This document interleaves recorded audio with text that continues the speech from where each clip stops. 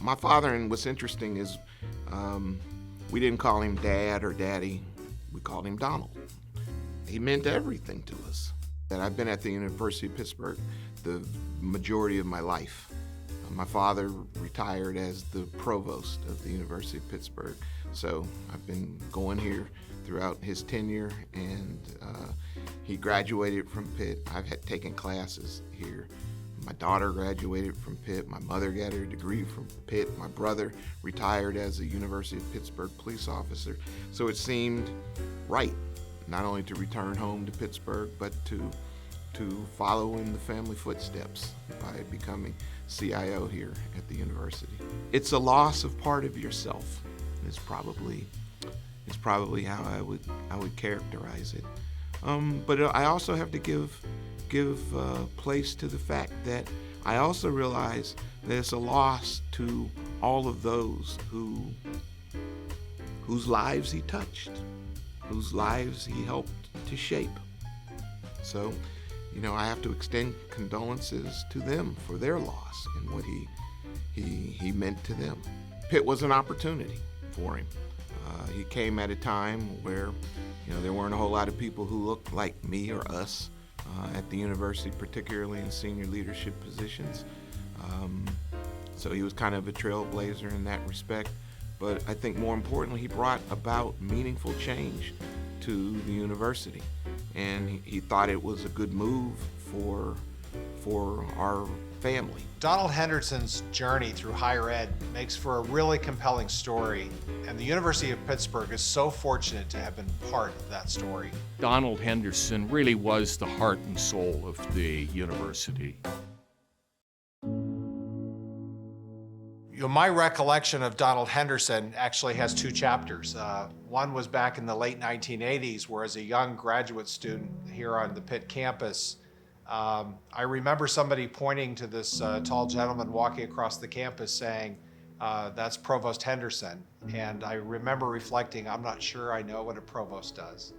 But it clearly, I did understand when I saw his signature on my diploma a few years later. I did not know about Dr. Henderson's legacy prior to coming to Pitt, but on receiving his scholarship, I've been able to do a lot more research to understand his impact and his legacy on the university. And I think one of my favorite parts about learning about him was really seeing how he was a very strong and prominent face for Black people in higher education. And now I'm seeing that there's a lot more faces in that space.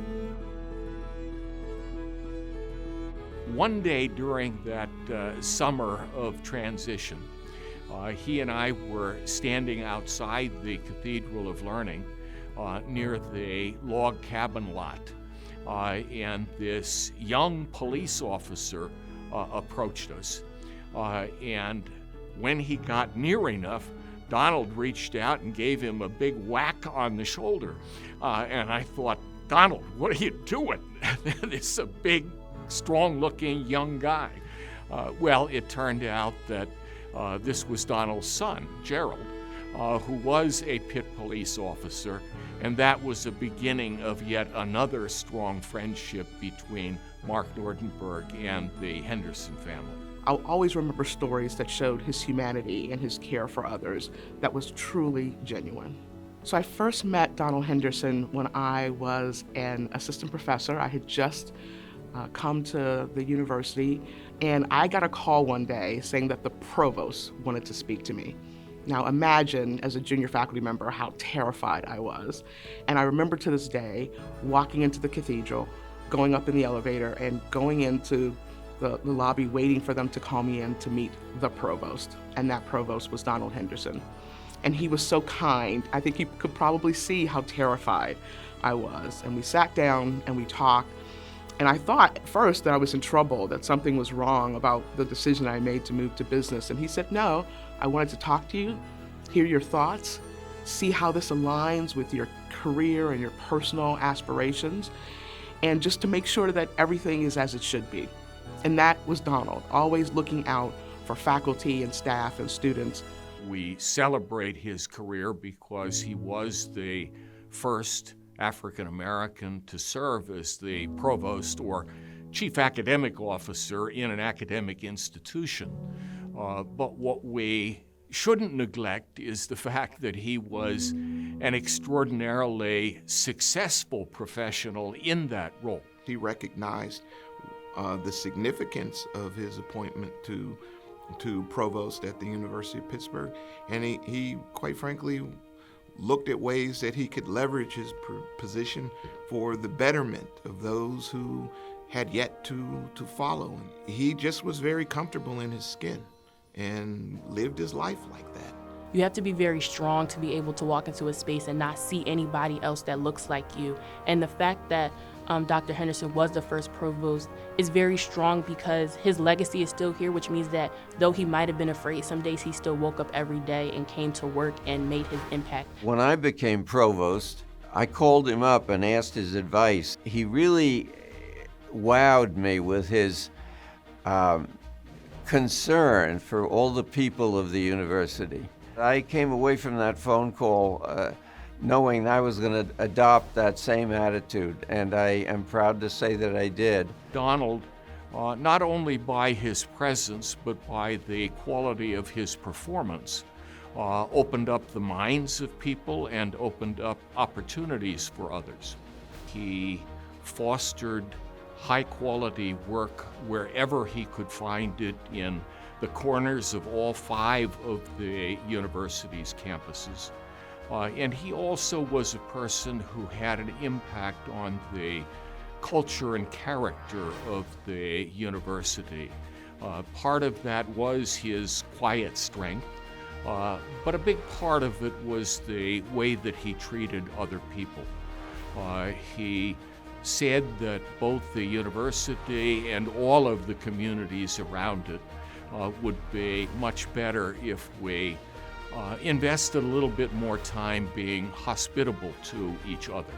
That was the way that he approached life, and it was a powerful example for the rest of us. As a highly effective and widely admired provost, he became a vital part of bringing the concerns and challenges of Black members of the university community to the forefront. Ultimately, he played a major role in the transformation of the university itself, and that transformation continues today. During the time that Donald Henderson was provost, the representation of African Americans and people of color in all different areas, particularly in the faculty, was very slight. He understood that diversity and inclusion had to be more than a value statement. They had to be values that were translated into reality through deed and through action. He often talked about that not just as the mission of higher education, but the magic of higher education. To see an African American in a position of leadership, and not just a position of leadership, but the chief academic officer in an academic institution, must have breathed hope and inspiration into the hearts of some of the others on campus who had never seen anything like this. He really saw the importance of that representation, particularly in senior levels and in senior leadership levels and staff, as being important to have that voice at the table.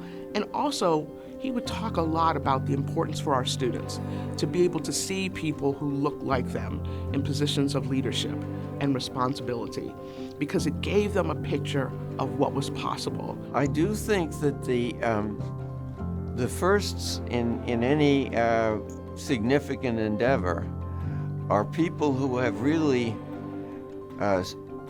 worked very, very hard to overcome barriers and use their talent despite the barriers that kept their predecessors from being the first. And so somebody like Donald is a marvelous exemplar for the young people of today as they approach the next barriers that have to be overcome. I would say that the strong thing about Donald's dealing with barriers is that he just used his talent the best he could use it and didn't let those barriers bother him. He gave people chances, and he encouraged black students to go on and become the very best that they could be, and to pursue education to their abilities. So he was big on that and supported folks in their pursuits. I think he was a visionary, and he definitely is a definition of what it means to be the first. Sometimes being the first can be very scary because you don't know if your legacy is going to last or if it's going to be impactful, but he didn't let that deter him. He influenced people, and he just really held his own, and enough that he opened so many more doors for not just like students and faculty that were at the university, but he definitely is now an example for other people to be able to say that, you know, black and brown faces deserve to be in higher education because it helps students see themselves in other spaces and gives them something to look up to. I've met so many people who have told me that Donald did more than be an example of diversity himself, but lent his own time and energy to mentor, support, and encourage them. He clearly opened up the doors of opportunity and personified and lived the values of diversity and inclusion. You know, I have to admit, when I got the call to meet with Provost Henderson, I did not know, because I was a junior faculty member, until I got there and saw him, that he was African American. And it was both a shock and a comfort to walk in to that large office with all that wood paneling and see him sitting behind that desk. But what was more impactful was that he got up from his desk, came and sat next to me and had a conversation. And at that time, I was never thinking about academic leadership as part of my career. But when I became associate dean, and then when I became acting dean and also director of the Leadership Center, I would often reflect on his style of leadership, on his presence, on his compassion, on his firm but fair approach to how he governed. And it was one of the things that was a guidepost for me throughout all of my leadership roles. A remarkable feature of Donald that he could show them all the kind of respect and concern that made them feel valued.